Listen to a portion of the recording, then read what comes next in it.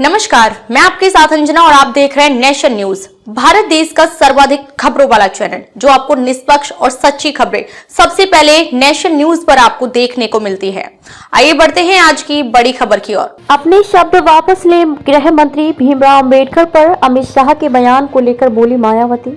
संसद में बाबा साहब भीमराव अम्बेडकर को लेकर गृह मंत्री अमित शाह के बयान के बाद शुरू हुई विपक्षी दलों की सियासत की आंच तेज हो गई है।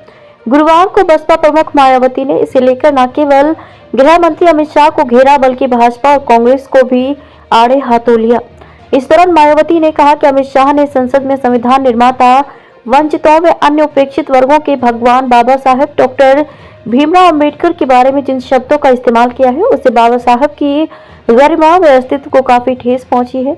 पूरे देश में बाबा साहब के अनुयायियों में जबरदस्त आक्रोश व्याप्त है। अमित शाह अपने कहे हुए शब्द वापस लें। मायावती ने गृह मंत्री अमित शाह को अपने कहे गए शब्द को जल्द ही वापस लेने के लिए कहा है। उन्होंने कहा कि इसके लिए अमित शाह को पश्चाताप भी जरूर करना चाहिए। वहीं कांग्रेस पार्टी अब इस कोशिश में लगी है कि अमित शाह के मुद्दे पर कुछ न कुछ दलितों, वंचितों का वोट जरूर बटोर लिया जाए।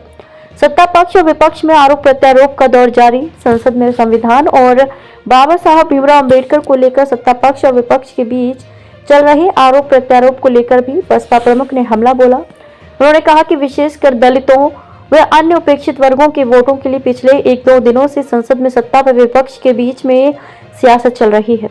धक्का मुक्की तक पहुंची बात इनके वोटों के लिए मेरे अम्बेडकर व तेरे अम्बेडकर की ये लड़ाई धक्का मुक्की तक पर भी आ गई है।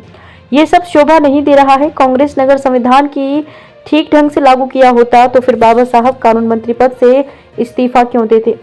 उस पार्टी के लोग संविधान की जो प्रति दिखाते रहे हैं, उन्होंने संविधान पर रत्ती भर भी अमल नहीं किया। अब तक के लिए बस इतना ही, फिर मिलते हैं कैसे ही बड़ी खबर के साथ। तब तक के लिए नमस्कार और देखते रहिए नेशन न्यूज। ताजा अपडेट के लिए हमारे YouTube चैनल व Facebook पेज को लाइक, सब्सक्राइब जरूर करें। धन्यवाद।